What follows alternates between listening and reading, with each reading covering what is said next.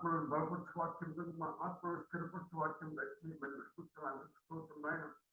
మేము ప్రభు ఎల్లప్పుడూ ప్రభు ఆత్మీయంగా బలపడి నీతో నీ మార్గము నడుచుకునే బిడ్డగా మమ్మల్ని ఉంచుకొని వెళ్ళిపోతున్నాను. నీవే మాకు సహాయకుడు అని వెళ్ళిపోతున్నాను. జరగ కార్యక్రమంతో నీ యొక్క సహాయం నీ యొక్క సన్నిధి నీ కాంతి మనకు మాత్రం ప్రభు ఈ వేమములను ప్రభు ఈ వాక్యం ద్వారా హెచ్చరించి ప్రభు ఆ ప్రభు బలపరచుకొని వెళ్ళిపోతూ ఈ మనల్ని యేసు ప్రభావం పెట్టి వెళ్ళిపోతున్నాం తండ్రి. ఆమేన్ ఆమేన్ ఆమేన్ ఆమేన్. Thank you sir, thank you. మన ప్రభు అయిన యేసుక్రీస్తు నామంలో జూమ్లో జాయిన్ అయిన మీ అందరికి కూడా నా హృదయపూర్వకమైన వందనాలు తెలియజేస్తున్నాను. దేవునికి స్తోత్రం కలుగును గాక. ప్రియమైన దేవుని బిడ్డలరా, ఈరోజు మనం ధ్యానించబోయే వాక్యము మత్తయి సువార్త 11వ అధ్యాయము 28, 29 వాక్యాలు మనకు బాగా తెలిసిన వాక్యమే. అనేక సందర్భాల్లో ఈ వాక్యం మీద ప్రసంగాలు కూడా మీరు విని ఉండవచ్చు. ఏది ఏమైనప్పటికీ కూడా ఈ వాక్యములో నుండి ఒక ప్రత్యేకమైన అంశాన్ని మీ దృష్టికి తీసుకురావాలని పరిశుద్ధ ఆత్మని యొక్క ప్రేరేపణను బట్టి ఈ వాక్యాన్ని మీ ముందు ఉంచడానికి నేను సిద్ధపడ్డాను. మత్తయి సువార్త 11వ అధ్యాయం 28వ వాక్యంలో చూస్తే, ప్రయాసపడి భారం మోయుచున్న సమస్త జనులారా నా యొద్దకు రండి, నేను మీకు విశ్రాంతి కలగజేతును. నేను సాత్వికుడును దీన మనస్సు గలవాడను కనుక మీ మీద నా కాడి ఎత్తుకొని నా యొద్ద నేర్చుకొనిడి, అప్పుడు మీ ప్రాణములకు విశ్రాంతి దొరుకును. ఏలయనగా నా కాడి సులువుగాను నా భారము తేలికగాను ఉన్నది.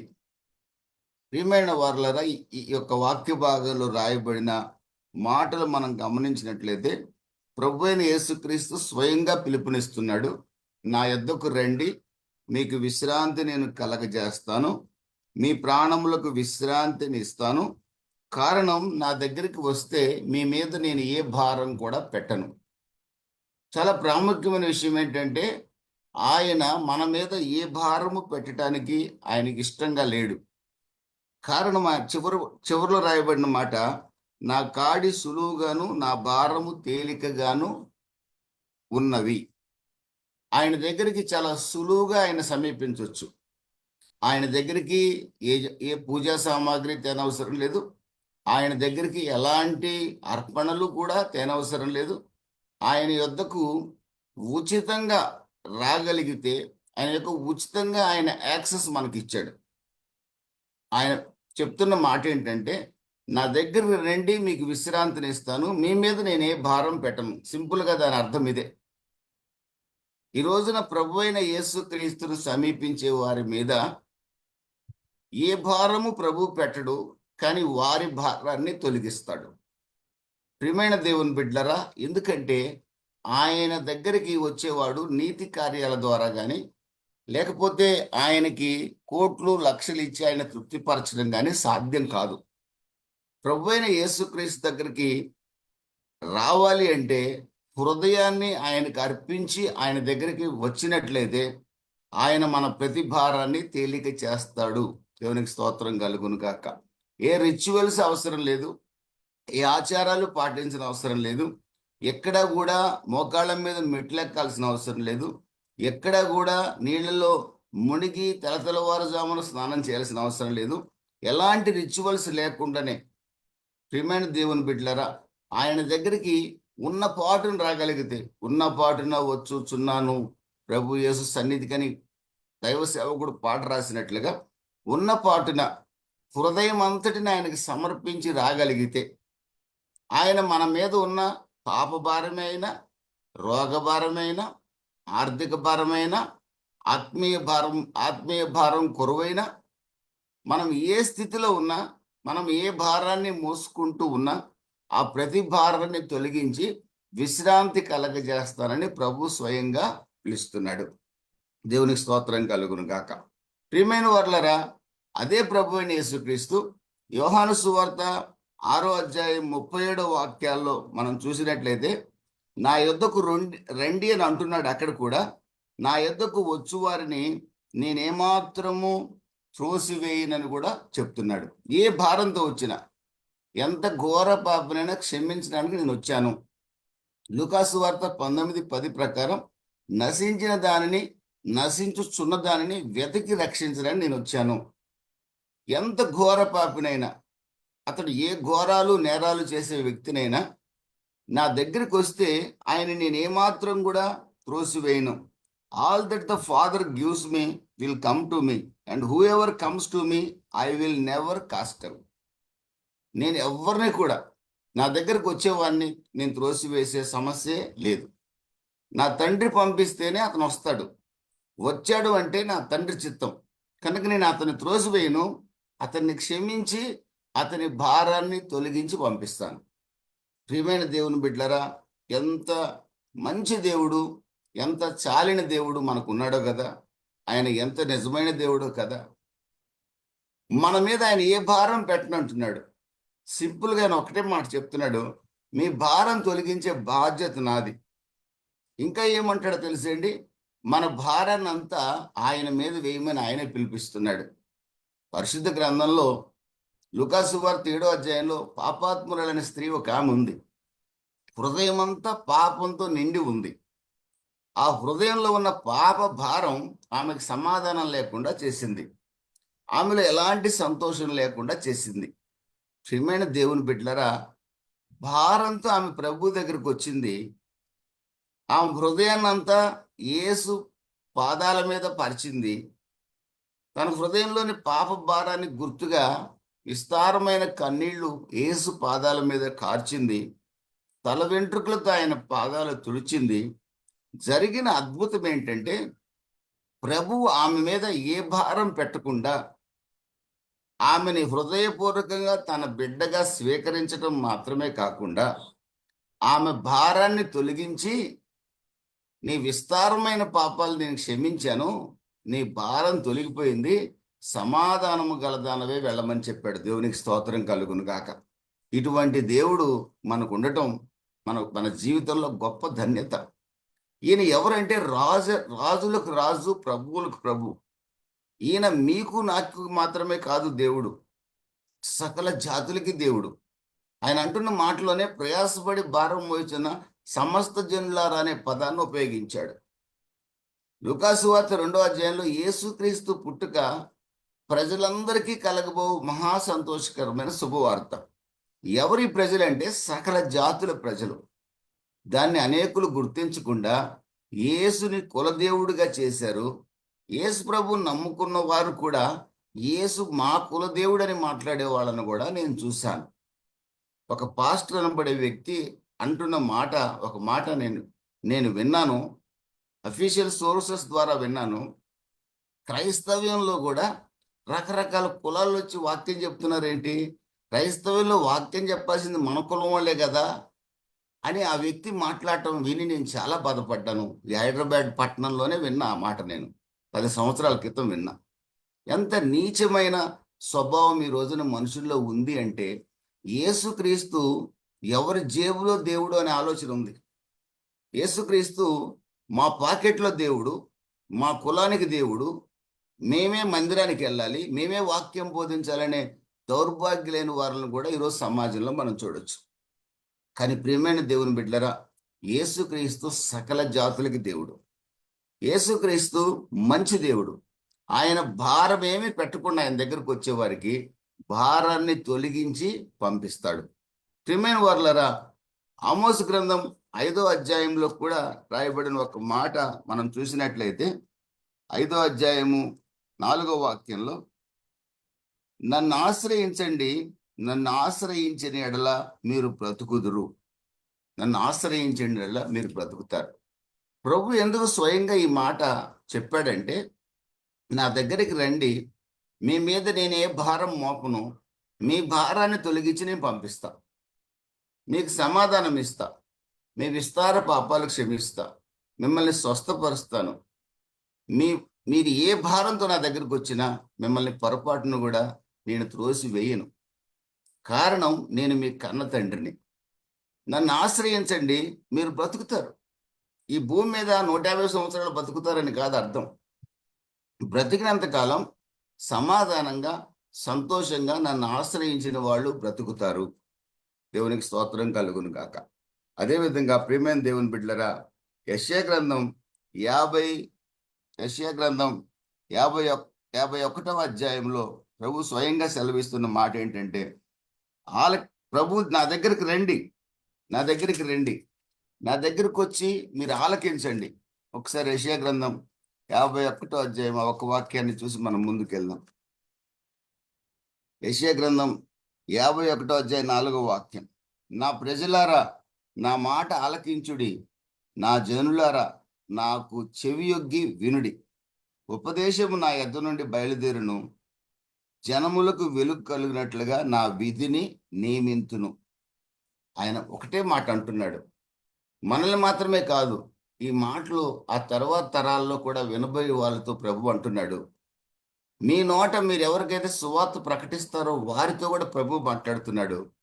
మీ భారాన్ని తొలగిస్తాను, మీ మీద ఏ భారం పెట్టను, మీరు వచ్చి నా మాట ఆలకించండి, చెవియొగ్గి వినండి. ఉపదేశము నా యొద్ద నుండి బయలుదేరుతుంది, ఆ ఉపదేశాన్ని గైకొని మీరు ముందుకు సాగండి. ఈ మాటే ప్రభు మనతో చెప్తున్నాడు. ఈ రోజున అనేక సమాజాల్లో ఒక భక్తి చేయాలంటే భారం మోయాల్సిన పరిస్థితి ఏర్పడుతుంది. ఒక భక్తి చేయాలంటే ఎంతో ఖర్చు పెట్టాల్సిన పరిస్థితి ఏర్పడుతుంది. ఒక భక్తి చేయాలంటే, స్వర్గాన్ని చేరాలంటే ఏవేవో రిచువల్స్ చేయాల్సిన పరిస్థితి ఈ రోజున సమాజంలో ఉంది, చేస్తున్నారు మనుషులు. కానీ సులువైన మార్గం, ఎంత ఘోర పాపినైనా క్షమించుట కొరకు భూమికి దిగి వచ్చి మన కొరకు అమూల్యమైన రక్తాన్ని చిందించిన ప్రభు అయిన యేసుక్రీస్తుని మాత్రం, మిమ్మల్ని నన్ను నీతిమంతునిగా చేయగలిగిన ప్రభు అయిన యేసుక్రీస్తుని మాత్రం, నేనే మార్గము సత్యము జీవమని సెలవిచ్చిన యేసుని మాత్రం కులదేవుడిగా మార్చి యేసుని తృణీకరించేవారు ఎక్కువ మంది ఉన్నారు. యేసుని నమ్ముకున్న వారు కూడా యేసు నామానికి మహిమకరంగా జీవించలేకపోతున్నారు. ఈ రోజున మీరైనా నేనైనా యేసు నామానికి మహిమకరంగా జీవించగలిగితే అనేకుల్ని ప్రభు కొరకు సంపాదించేవారుగా మనం మార్చబడగలము. దేవునికి స్తోత్రం కలుగును గాక. ప్రియమైన దేవుని బిడ్డలరా, నిజమైన ప్రభు అయిన యేసుక్రీస్తు మంచి దేవుడు. ఆయన నమ్ముకున్న మనం నమ్మకమైన బ్రతుకు బ్రతికితే, మనము వెలుగుగా ఉంటే, మనం ఈ లోకానికి ఉప్పుగా ఉంటే, అనేకులను మనం ప్రభు కొరకు ఇన్ఫ్లుయెన్స్ చేయగలుగుతాం. ఈ రోజున మనకే సరైన నమ్మకం లేదు, మనలోనే సరైన ప్రవర్తన లేకపోతే, పేరు సేవకులమే గాని మన నోటి మాటల యథార్థత లేదు. పేరుకి విశ్వాసుల కుటుంబమే గాని మన ఇంట జరిగే సంఘటనలు విశ్వాసహీనమైన సంఘటనలు.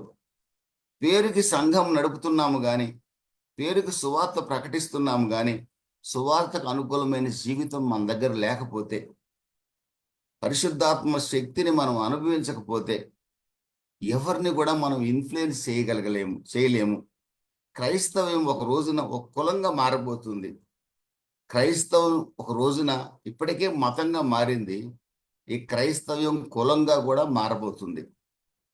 ప్రియమైన దేవుని బిడ్డలారా, జాగ్రత్త. ప్రభు హెచ్చరిస్తున్నాడు, జాగ్రత్తగా ఉండమంటున్నాడు, మెలకుగా అంటున్నాడు. మీరు లోకమునకు ఉప్పై ఉన్నారంటున్నాడు, మీరు లోకమునకు వెలుగై ఉన్నారంటున్నాడు, మీ వెలుగుని ప్రకాశింపజేయమంటున్నాడు. ఉప్పు ఏ విధంగా రుచికరంగా మారుస్తుందో, పదార్థాలని నిల్వ చేస్తుందో, ఉప్పు ఏ విధంగా యాంటీసెప్టిక్ ఉపయోగిస్తారో, ఆ విధంగా మనము లోకానికి ఉప్పు వలె పడిపోయిన లోకాల్లో ఉప్పులాగా వెలుగులాగా మనం జీవించాలని ప్రభు మనతో మాట్లాడుతున్నారు. దేవునికి స్తోత్రం కలుగును కాక. మరొక ఇద్దరు వ్యక్తుల్ని మీకు చూపించి నేను ముగిస్తాను. ఆ ఇద్దరు వ్యక్తులు ఏం చేశారు అనే విషయాన్ని కూడా మీరు చూస్తే, ఆ ఇద్దరు వ్యక్తులు కూడా యేసు ప్రభుతో 3.5 సంవత్సరాలు తిరిగిన వాళ్లే. ఇద్దరు యేసు ప్రభుకు నమ్మకమైన శిష్యులే. ఒక ఆయనేమో శిష్యుల్లో ఒక రకంగా లీడర్ లాగా, ఆయన పేరే పేతురు. ప్రియమైన దేవుని బిడ్డలారా, చేపలు పట్టుకునే వ్యక్తిని, ఆశీర్వాదం లేకుండా అల్లాడిపోతున్న వ్యక్తిని, చేపలు దొరకక తల్లడిల్లిపోతున్న వ్యక్తిని లూకా సువార్త 5వ అధ్యాయంలో ప్రభువైన యేసుక్రీస్తు దర్శించి అతనికి సమృద్ధిగా చేపలు దొరికేటట్లుగా చేసి, అంత మాత్రమే కాదు, అతడు తన పాపాన్ని తాను ఒప్పుకునేటట్లుగా చేసి ప్రభువు ఆయనతో చెప్తున్నాడు, నన్ను వెంబడించు, ఈ చేపలు పట్టే వ్యక్తిగా కాదు, నిన్ను మనుషుల్ని పట్టే జాలరిగా చేస్తానన్నాడు. 3.5 సంవత్సరాలు యేసుతోనే తిరిగాడు. 3.5 సంవత్సరాలు యేసు మాటలన్నీ కూడా విన్నాడు. కానీ ఒక రోజున 26వ అధ్యాయము 26వ అధ్యాయం 31వ వాక్యంలో ప్రభు అయిన యేసుక్రీస్తు ఇక ఈరోజు పట్టబడతాడు, ఈ రాత్రి పట్టబడతాడు. వారిని పరిసయ్యులు, ప్రధాన యాజకులు, శాస్త్రులు యేసుని పట్టుకుంటారు, ఆయనకు మరణశిక్ష విధిస్తారు. ఇది ప్రభు అయిన యేసుక్రీస్తుకి స్పష్టంగా తెలుసు. నేను చనిపోబోతున్నానన్న సంగతి ఆయనకు తెలుసు. మరణాన్ని జయించి తిరిగి లేస్తానన్న సంగతి కూడా ప్రభువుకు తెలుసు.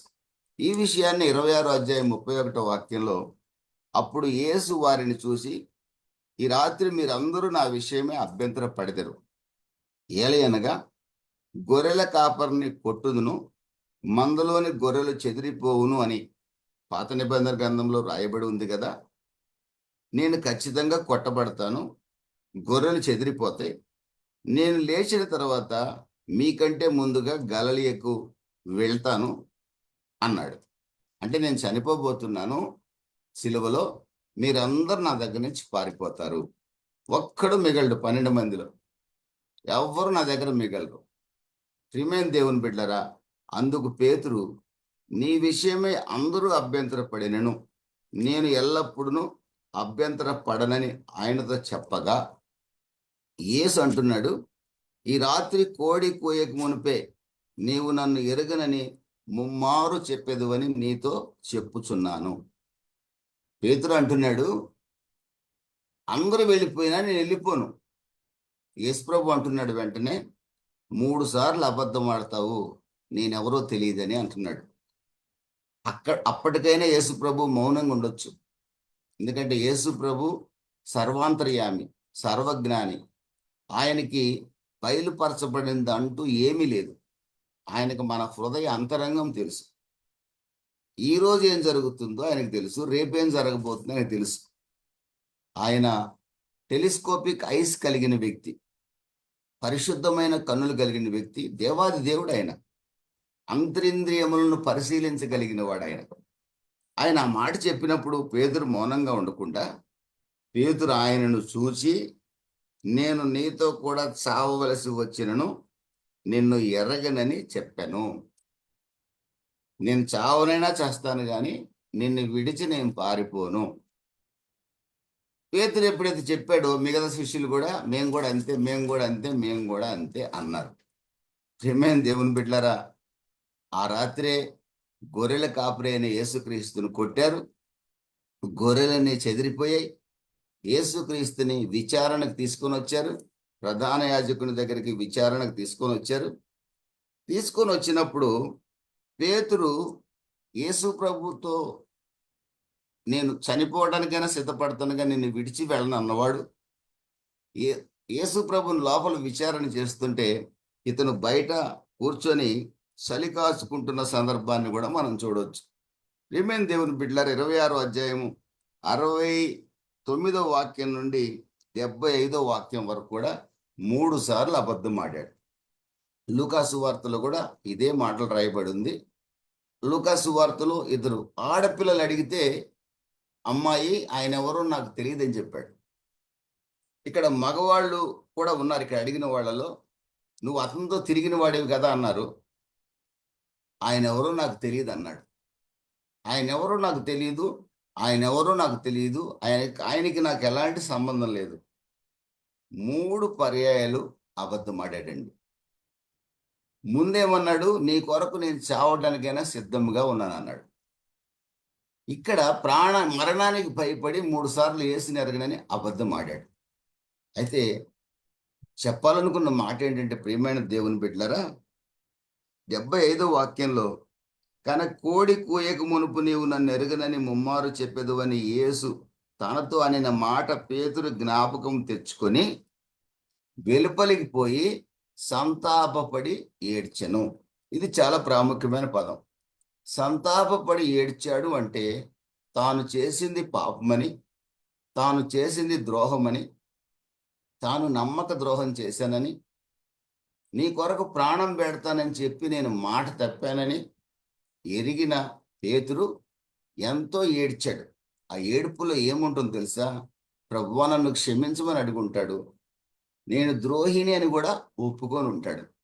కానీ పేతురు జీవితంలో ఒక అద్భుతం ఏంటంటే, పేతురు తాను తప్పు చేశానని భావించి చెట్టుకు ఉరేసుకొని చనిపోలేదు.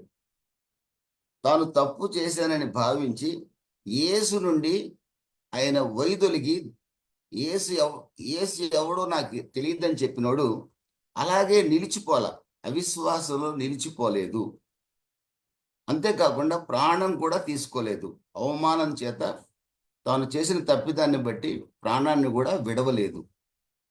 ప్రియమైన దేవుని బిడ్డలారా, ఈ చోట ప్రభు మనతో మాట్లాడుతున్న మాట ఏంటంటే, మన జీవితంలో కూడా మనం బలహీనలు. మన జీవితంలో కూడా ఎన్నో రకరకాల పరిస్థితులు కూడా మనం వెళ్తుంటాం. ఒక్కోసారి దేవునికి విరుద్ధమైన కార్యాలు మన జీవితం ద్వారా కూడా జరగవచ్చు. మనము శరీరంలో ఉన్నాం, మనం బలహీనమని ప్రభువు కూడా తెలుసు. బలహీనమైన మనల్ని ప్రభు రక్షించి నిలబెట్టుకొని పరిశుద్ధపరుస్తూ వస్తున్నాడు. ఈ క్రమంలో మనములో దేవునికి విరోధమైన కార్యాలు ఉండకూడదు. కానీ అప్పుడప్పుడు కొన్ని సందర్భాల్లో మన జీవితంలో అలాంటి పరిస్థితులు వచ్చినప్పుడు పేతురు మనకి ఈ చోట ఉదాహరణగా నిలవాలి. వెంటనే ఆ తప్పిదాన్ని, ఆ పాపాన్ని, ఆ దోషాన్ని ప్రభు సన్నిధిలోనే ఒప్పుకొని పశ్చాత్తాపడి సంతాపపడి ఏడ్చి ప్రభు నుండి దూరం అయిపోకుండా, లేదా ఆ యొక్క పాప భారం చేత మన జీవితాన్ని, ఈ లోకయాత్రను ముగించకుండా ప్రభు పాదాల దగ్గరికి రాగలిగితే, ప్రియమైన దేవుని బిడ్డలారా, ప్రభు తప్పనిసరిగా మరొక్కసారి మన భారాన్ని తొలగించి మనల్ని ఆశీర్వదించే బాధ్యత ఆయన తీసుకుంటాడు. దేవుని స్తోత్రం కలుగును గాక. ఇందులో ఇమిడి ఉన్న ప్రాముఖ్యమైన సందేశం ఇదే. ప్రభు అయిన యేసుక్రీస్తు అంటాడు, దేవాది దేవుడు అంటాడు, భ్రష్టులైన బిడ్డలారా నా యొద్దకు రండి అని పిలుస్తున్నాడు. మరొక చోట విశ్వాస ఘాతకులారా నా యొద్దకు రండి అని పిలుస్తున్నాడు. ఒకప్పుడు విశ్వాసులే, కానీ విశ్వాస ఘాతకులు అయ్యారు. ప్రభువుకే వెన్నుపోటు పొడిచారు. కానీ నా ప్రభు ఎంత ప్రేమ కలిగిన వాడంటే, గాడ్ ఈజ్ లవ్. ఆయన మనకంటే ముందుగానే మనల్ని ఆయన ప్రేమించాడు. మనం ఆయన్ని ప్రేమించకపోయినా ఆయన మొదటగా మనల్ని ప్రేమించాడు. ఫిలిప్పీ 2వ అధ్యాయం ప్రకారం శిలువ మరణము నొందినంతగా మీ కొరకు నా కొరకు తగ్గించుకున్నాడు. హెబ్రీ 2వ అధ్యాయం ప్రకారం పాపపు దాసత్వం నుండి, మరణ భయము నుండి మనల్ని విడిపించడానికి ప్రభు అయిన యేసుక్రీస్తు దేవాది దేవుడు నరరూపిగా భూమి మీదకి దిగొచ్చాడు. ఈ పాప పంకిలమైన లోకంలో 33.5 సంవత్సరాలు మన మధ్యలోనే దేవుడు తిరిగాడు. మన మధ్యలోనే వాక్యమైన దేవుడు తిరిగాడు. ఈ భయంకరమైన భూలోకానికి ఆయన వచ్చాడు. అంతగా మనల్ని ప్రేమించిన ప్రభు, తన ఏకైక కుమారుణ్ణి మన కొరకు అనుగ్రహించిన దేవుడు, ఒకవేళ మనం తప్పు చేస్తే, పొరపాటు చేస్తే, దేవునికి విరుద్ధమైన కార్యం మన నోటితో కానీ, మన చేతులతో కానీ, మన ప్రవర్తనలో ఏమైనా, ఒక సేవకుడిలోనైనా, ఒక విశ్వాసులోనైనా, ఒక కుటుంబంలోనైనా ఉంటే, సంతాపపడి ఏడ్చి ఆయన దగ్గరికి వస్తే ఆయన పొరపాటును కూడా త్రోసివేయుడు. ఆయన క్షమించి ఆశీర్వదిస్తాడు. దేవుని స్తోత్రం కలుగును గాక. ప్రియమైన దేవుని బిడ్డలారా, పేతురు సంతాపపడి ఏడ్చాడు. యోహాను సువార్త చివరి అధ్యాయంలో ప్రభు పాదాల దగ్గరకు వచ్చాడు. ప్రభు అతన్ని తన గొర్రెల్ని మేపే బాధ్యత అప్పగించాడు. అపోస్తలుల కార్య 2వ అధ్యాయంలో ప్రభు పేతుర్ని పరిశుద్ధాత్మ శక్తితో నింపాడు. పరిశుద్ధాత్మ శక్తి చేత బలపడిన పేతురు, 3 సార్లు అబద్ధమాడిన పేతురు ప్రభు అయిన యేసుక్రీస్తుని గురించి ప్రసంగం చేస్తే 3,000 మంది ఒకే రోజు రక్షించబడ్డారు. ఆ తర్వాత పేతురు రోడ్డు మీద నడుస్తుంటే ఆయన నీడ ఆయన నీడ పడితే చాలు మాకు స్వస్థత కలుగుతుందని ఆ ప్రాంతాల వారందరూ రోగుల్ని ఆయన నీడకి తెచ్చేవాళ్ళు. చెట్టు నీడలో మనం కూర్చున్నట్లుగా. కొందరైతే అవకాశం దొరికితే ఆయన వస్త్రాలు ముట్టి స్వస్థపడ్డారు. ప్రియమైన దేవుని బిడ్డలారా, అంత అద్భుతంగా సంతాపపడి ఏడ్చిన చాలా భక్తుడు పేతురు. అలాంటి వాడు పడిపోయాడు. పడిపోయిన వాడు అలాగే ఉండిపోకుండా మరలా ప్రభు కొరకు లేచాడు. దేవునికి స్తోత్రం కలుగును గాక. సహోదరి సహోదరుడా, మనలో ఎన్ని బలహీనతలున్నా ఈ క్షణంలో మనం లేవగలిగితే, ప్రభువా నన్ను క్షమించని ప్రభు పాదాల దగ్గర మోకరించగలిగితే, పేతురుని ఆశీర్వదించి వాడుకున్న దేవుడు మిమ్మల్ని నన్ను అద్భుతంగా వాడుకుంటాడు. కానీ పాపాన్ని దాచుకొని నీవు నేను ఎంత సేవ చేసినా, ఎంత విశ్వాసులుగా నటించినా, మందిరాలకు వెళ్ళి ఎన్ని కానుకలు ఇచ్చినా ఆశీర్వాదాలు రావు. ఎప్పటికప్పుడు పాపాన్ని ఒప్పుకొని ప్రభు పాదాల దగ్గరికి రావాల్సిందే. అతిక్రమములు దాచిపెట్టువాడు ఎప్పటికీ వర్ధిల్లే అవకాశమే లేదు. నా జీవితంలో చిన్న చిన్న తప్పును కూడా ఎప్పటికప్పుడు ప్రభువుకి నేను చెప్తాను. ప్రియమైన దేవుని బిడ్డలరా, అందుకే నేను అనుకుంటాను నేనంటే ప్రభువుకి ఇష్టమని. నేనంటే ప్రభువుకి ఇష్టమని నేను నమ్ముతా. ఏ మొహమాటం లేకుండా ఎవరినైనా క్షమాపణ అడుగుతాను. నా దేవుడిని మొదటగా క్షమాపణ అడుగుతాను. నా భార్యనే అవసరమైతే పలుమార్లు క్షమాపణ అడిగేవాడిని. నా పిల్లల్ని అడగటానికి కూడా క్షమాపణ నేను వెనుకాడను. ఒక పొరపాటు మాట నేను మాట్లాడితే. ఆ హృదయం దేవునికి ఇష్టమైన హృదయం. పేతుర్ని దేవుడు బహుగా ఆశీర్వదించాడు. ఒక రోజున ఇదే పేతురు మరణానికి భయపడి 3 సార్లు యేసుని ఎరగనని అబద్ధమాడిన పేతురు పరిశుద్ధాత్మ చేత నింపబడి ప్రభు అయిన యేసు పాదాల దగ్గరకు వచ్చాడు గనక తిరిగి పరిశుద్ధాత్మతో అతను నింపబడ్డాడు.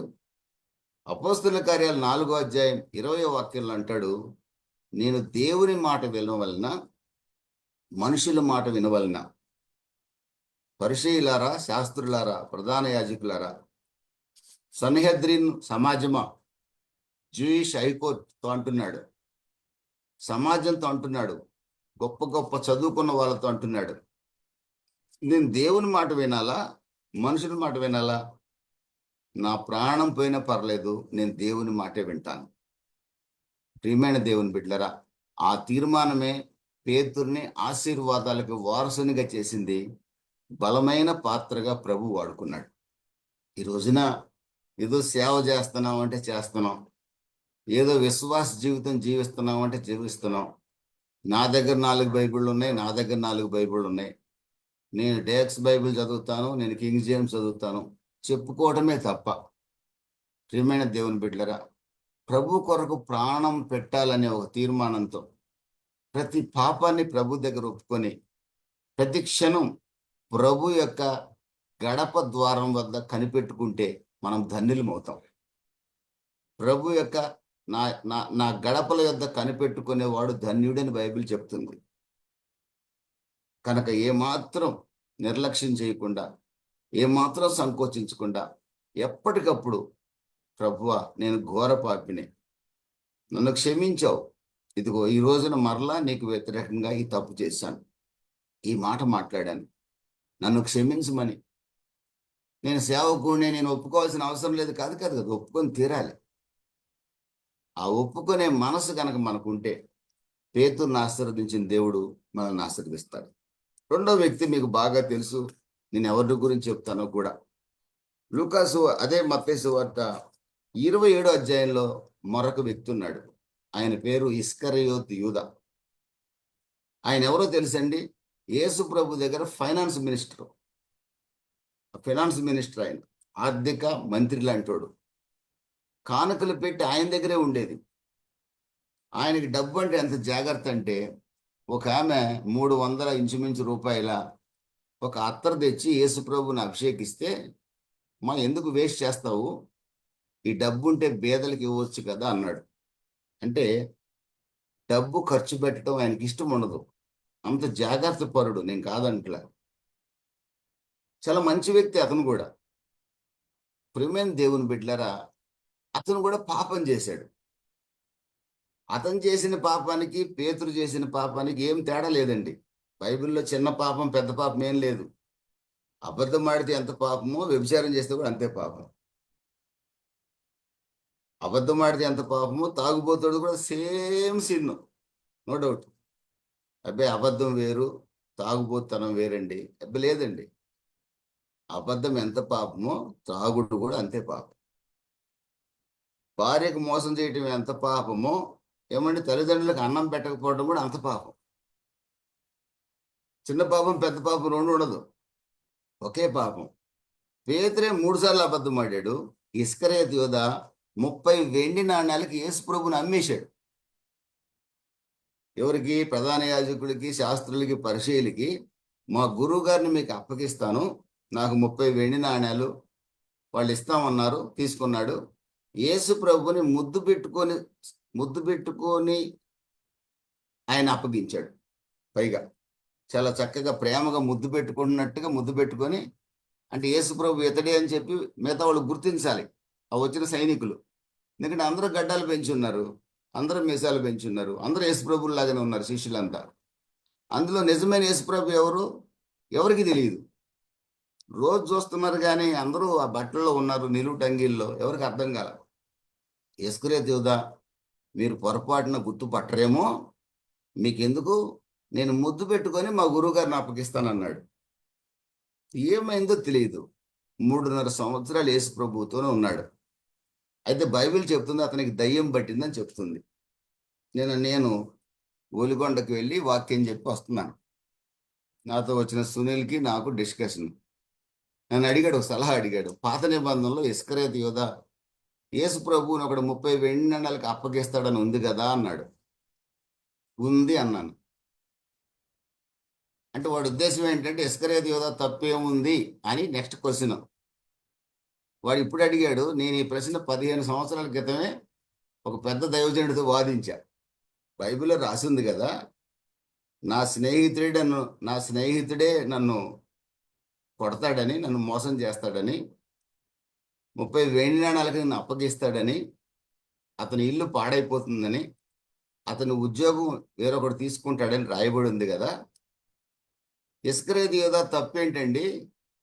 దేవుడే చేయించాడు, అతను చేశాడు అన్నాను నేను. ఆయనకి ఏం అర్థం కాల, నాతో వాదించడం ఇష్టం లేక ఆయన వెళ్ళిపోయాడు. ఆయన నాతో వాదించడం. ఆ తర్వాత నాకు సమాధానం దొరికింది. నిజమే, యేసు ప్రభుని ఒకడు అప్పగిచ్చే మాట నిజమే. ఆ ఒక్కడు ఇస్కరియోతు యూదానే ఎందుకు కావాలి? ప్రియమైన దేవుని బిడ్డలారా, ప్రకటన గ్రంథం 20వ అధ్యాయంలో ధవళ సింహాసనం ఎదుట కోటాను కోట్ల మంది నిత్య నరకానికి వెళ్తారు, నిత్యాగ్ని గుండంలో వేయబడతారు. ఆ నిత్యాగ్ని గుండంలో వేయబడేది మనమే ఎందుకు కావాలి? మనమే ఎందుకు కావాలి? మీలో ఒకరు కానీ నేను కానీ ఎందుకు ఉండాలి అగ్నిగుండంలోకి? ఈ మాటలు వింటున్నాం కదా, వాక్యం మనకు తెలుసు కదా, వాక్యానుసారంగా బతికితే నిత్యాగ్ని గుండానికి వెళ్ళం కదా. యేసు ప్రభువుతోనే ఉన్నాడు కదా ఇస్కరియోతు యూదా.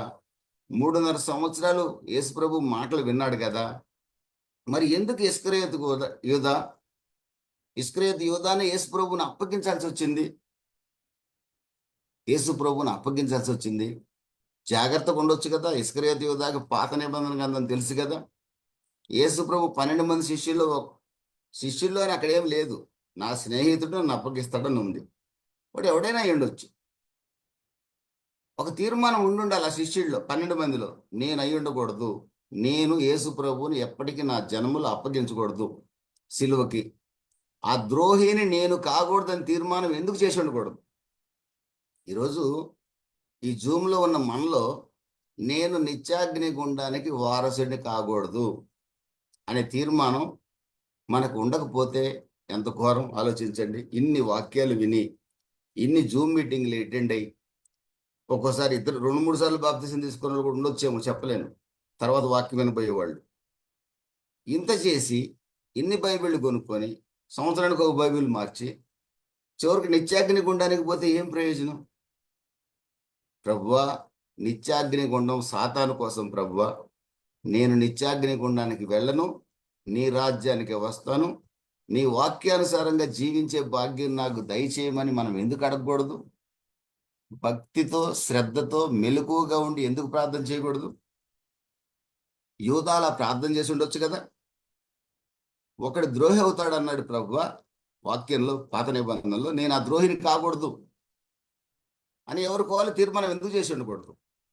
ఇస్కరియోతు యూదా తీర్మానించటంలో విఫలమయ్యాడు. సరే, సైతాను పట్టింది, ఓకే, అది కూడా ఒప్పుకుందాం. దయ్యము అతనిలో చొరబడిందని రాసుంది, అతను దయ్యం పట్టిందని రాసుంది. దయ్యం బట్టి యేసు ప్రభుని అప్పగించాడు. ఇది కూడా సమర్థనీయమే. మంచిది, దయ్యం పట్టిందండి, పాస్టర్ గారికి దయ్యం పట్టింది, పిచ్చి పిచ్చి చేష్టలన్నీ చేస్తున్నాడు అని చెప్పారు ఒకళ్ళు నాకు. పాస్టర్కే దయ్యం పట్టిందంట, పిచ్చి పిచ్చి చేష్టలు చేస్తానని చెప్పారు. నిజమే, కాదంట్లా. కరోనాలో ఒక మంచి సేవకుడు, అతని నోటి నుంచి అపరిశుద్ధమైన మాట రావడం అనేది నేను వినలా. వాళ్ళ సంఘస్థులు కూడా అదే సాక్ష్యం చెప్తారు. మా పాస్టర్ గారి నోట ఎప్పుడు కూడా అరే ఒరే అనే పదం కూడా రాదండి. నేను పిలుస్తాను, నాకు చిన్నపిల్లల్ని అరే ఇట్రారా అంటుంటాను. కానీ ఆ పాస్టర్ గారు చిన్నపిల్లల్ని కూడా అయ్యా బాబు ఇట్రా అంటాడంట. కుటుంబంగా సాక్ష్యం చెప్పింది, సంఘం అంతా చెప్పింది. కరోనా వచ్చింది, ఒక హాస్పిటల్ వేశారు హైదరాబాద్లోనే. రెమిడెసివిర్ ఏదో ఏమి ఇచ్చారో మనకు తెలియదు. వాళ్ళ విశ్వాసి నాకు ఫోన్ చేసి అంటాడు, మా పాస్టర్ గారికి ఇన్ని బూతులు వచ్చిన సంగతి నాకు తెలియదు అంటున్నాడు. ఎంత పరిశుద్ధంగా ఉండేవాడు, ఎందుకు ఇలా జరిగింది అన్నాడు ఆయన. కారణం ఏంటంటే ఆ ఇంజెక్షన్ ప్రభావం, అది వేరే సంగతి. నేను జస్ట్ ఉదాహరణకు చెప్పాను. అంటే వారమే బతికాడు ఆయన, తర్వాత చనిపోయాడు. ఆశ్చర్యపోయారు విశ్వాసులు. ప్రియమైన దేవుని బిడ్డలరా, ప్రతి ఒక్కరి జీవితంలో ఆయన ఖచ్చితంగా ప్రభు దగ్గరికి వెళ్ళి ఉంటాడు. ఎందుకంటే మంచి నమ్మకమైన సేవ చేశాడు, నో డౌట్ అందులో. ఆ లాస్ట్లో ఆయన అన్నయ్య కూడా ఆయన తెలియకుండా ఆ మైండ్ కరప్ట్ అయిపోయి, మైండ్ పాడైపోయి అన్న మాటలు తప్ప వేరే కాదు. ఒక్కోసారి సేవకుడు దయ్యం పట్టిందని వార్త వచ్చే సంగతి కూడా ఉంది. విశ్వాసికి ప్రార్థన చేయి పాస్టర్ పడిపోయాడంట ఒక చోట. ఇలాంటి వాళ్ళు కూడా ఉన్నారు, నేను కాదన్ను, తప్పులేదు, అందులో జరుగుతుంది. కానీ ఇస్కరియోతు యూదా విషయంలో ఒకసారి కనుక మనం ధ్యానించినట్లయితే, ప్రియమైన దేవుని బిడ్డలరా, 27వ అధ్యాయము 1 నుండి నేను చదువుతాను. ఉదయం అయినప్పుడు ప్రధాన యాజకులను ప్రజల పెద్దలందరూ యేసును చంపింపవలన ఆయనకు విరోధముగా ఆలోచన చేసి ఆయనని బంధించి తీసుకుపోయి అధిపతి అయిన పొంతి పిలాతుకు అప్పగించిరి. అప్పుడు ఆయనను అప్పగించిన యూదా, అప్పటికి యేసు ప్రభుని అప్పగించేసింది ఆయనే, ఆయనకి శిక్ష విధింపబడగా చూచి పశ్చాత్తాపడి ఆ 30 వెండి నాణాలు ప్రధాన యాజకుల వద్దకు తెచ్చాడు. దేవాలయంలో పారేసి వెళ్ళిపోయాడు. వాళ్ళు ఆ 30 వెండి నాణాలతో ఒక కుమ్మరి వారి పొలం కొన్నారు. అయితే ఇస్కరియోతు యూదా ఏం చేశాడు? ఎక్కడికి రావాలి? యేసు ప్రభు పాదాల దగ్గర కూర్చుండాలి. పేతురు 3 సార్లు అబద్ధం ఆడిన పేతురు ఎక్కడికి వచ్చాడు? యేసు ప్రభు పాదాల దగ్గరకు వచ్చాడు. పశ్చాత్తాపంతో యేసు ప్రభు పాదాల దగ్గరకు వచ్చాడు, సంతాపపడి ఆశీర్వదించబడ్డాడు, అనేకులకు ఆశీర్వాద కారకుడయ్యాడు. ఇస్కరియోతు యూదా, యేసు ప్రభు మాటలన్నీ యూదాకు కూడా తెలుసు. ప్రయాసపడి భారం మోస్తున్న సమస్త జనులారా నా యొద్దకు రండి, విశ్రాంతి ఇస్తానన్న మాట మీకు తెలుసు, యూదాకు కూడా తెలుసు, పేతురుకు తెలుసు. నా యొద్దకు వచ్చి వారిని నేను త్రోసివేయనన్నమాట పేతురుకి తెలుసు, యూదాకు తెలుసు. ఎంత ఘోర పాపినైనా క్షమిస్తానన్నమాట పేతురుకు తెలుసు, యూదాకు తెలుసు. ఇద్దరికి ఒకే వాక్యం తెలుసు, మీకు నాకు ఒకే వాక్యం తెలుసు. కానీ యేసు ప్రభు పాదాల దగ్గరికి రావడానికి ఎందుకు వెనుకాడుతున్నాం? ప్రశ్న. అది ఎంత ఘోర పాపమైనా కావచ్చు, అది ఏ దుర్మార్గమైన కావచ్చు, సిగ్గుపడకుండా సంతాపంతో పశ్చాత్తాపంతో ప్రభు పాదాల దగ్గరికి రావడానికి ఎందుకు వెనకాడుతున్నావు? ఒప్పుకొని విడిచిపెట్టడానికి ఎందుకు వెనకాడుతున్నావు?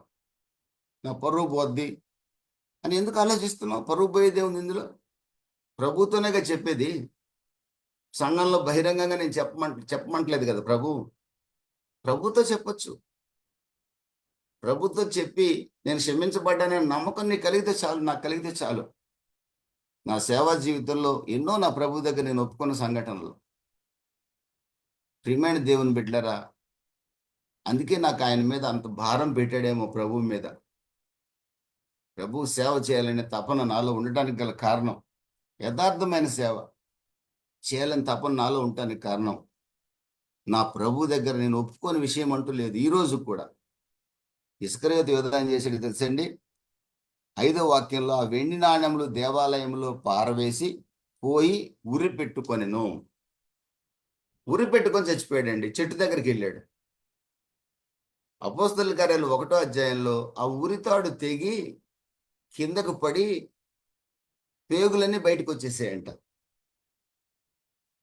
ఒక శిష్యుడు, ఒక విశ్వాసి, ఒక సేవకుడు ఆ దారుణ మరణం పొందడానికి కారణం, తాను పాపం చేశాడు, ప్రభు దగ్గరికి రావడంలో విఫలమయ్యాడు. అతిక్రమాలు ఒప్పుకొని విడిచిపెట్టి ప్రభు పాదాలు పట్టుకునే విషయంలో ఫెయిల్ అయ్యాడు. అతిక్రమాలు దాచిపెట్టుకున్నాడు, బ్రతకలేకపోతున్నాడు. నేను ఎవరికి ముఖం చూపించలేను అనుకుంటున్నాడు. యేసుప్రభుకి ఎలా ముఖం చూపించాలి అనుకుంటున్నాడు. యేసుప్రభువు చూపించేది ఏంటి? యేసుప్రభువు తెలుసు కదా, నువ్వు ఏం పాపం చేయబోతావో తెలుసు, అన్నీ తెలుసు ఆయనకి. కానీ నా ప్రభు నన్ను క్షమిస్తాడనే చిన్న ఆలోచన చేసి ఉంటే, ఏమండి, పాత నిబంధనలో యేసు ప్రభువుని అప్పగిస్తాడు ఒక ద్రోహి అనేది యోధా అయి ఉండేవాడు కాదు కదా, ఇంకొకడు అయి ఉండేవాడు. యోధాకు అనవసరంలా మరొకరు అయి ఉండొచ్చు. ఈ యొక్క మాటలు వింటే మనలో ఈ మాటలు వినే మనలో ఎవరూ కూడా ద్రోహులం కాకూడదు, సాతాను రాజ్యానికి వారసులం కాకూడదు.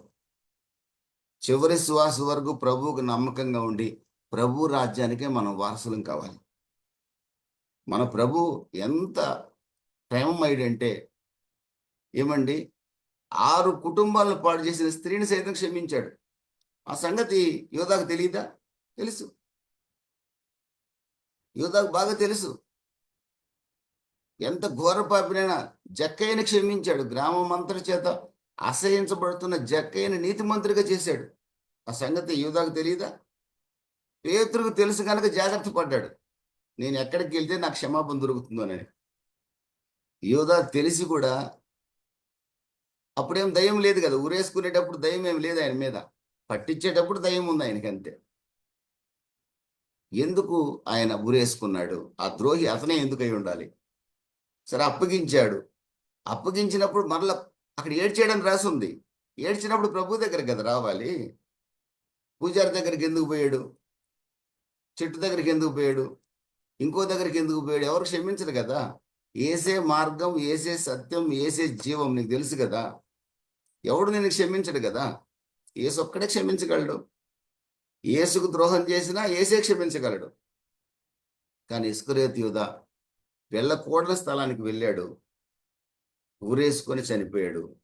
ప్రియమైన దేవుని బిడ్డలారా, ఆశీర్వాదాన్ని కోల్పోయాడు, నిత్య నరకానికి పాత్రుడయ్యాడు. దావీదు పాపం చేశాడు, కానీ పాపం చేసిన దావీదు ఎక్కడికి వచ్చాడో తెలుసండి?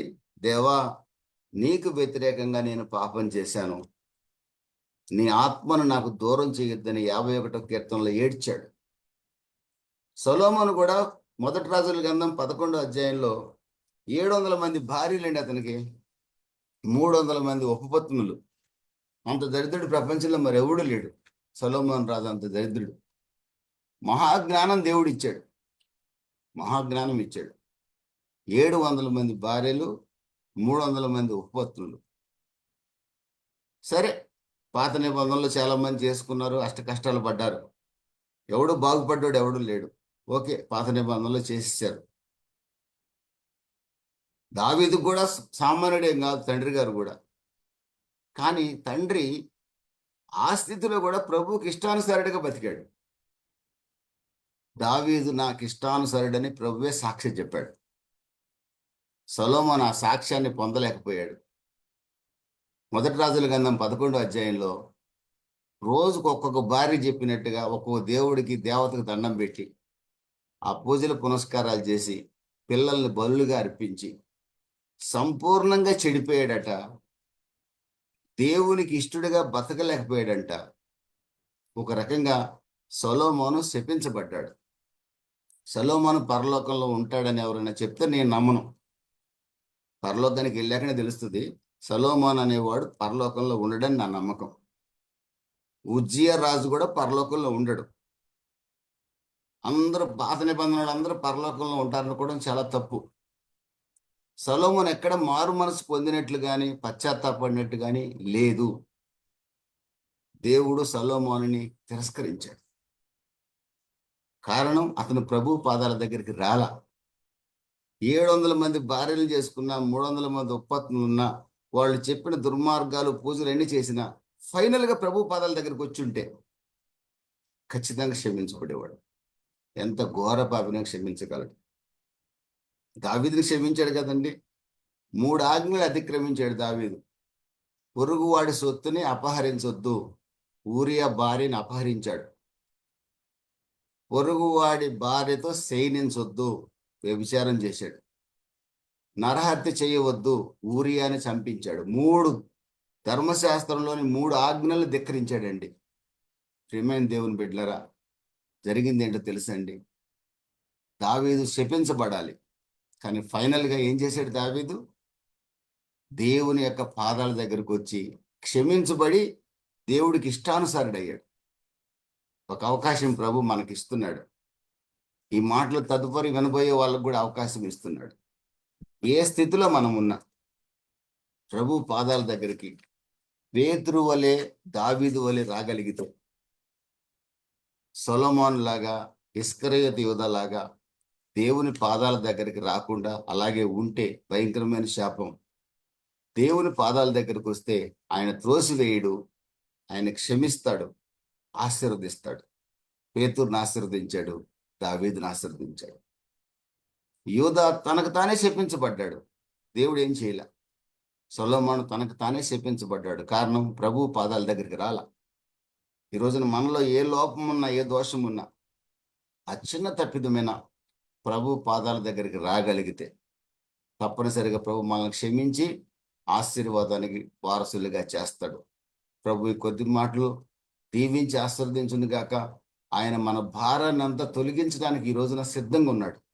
ఏ భారం మనకున్నా, మీకున్నా, నాకున్నా ప్రభు దగ్గర ఒప్పుకొని విడిచిపెడదాం. ప్రభు మనల్ని క్షమించడానికి సిద్ధంగా ఉన్నాడు. దేవుడి కొద్ది మాటలు దీవించును గాక. ఆమెన్. మన మధ్యలో ఉన్న విక్రమార్క గారు చిన్న ప్రార్థన చేస్తారు.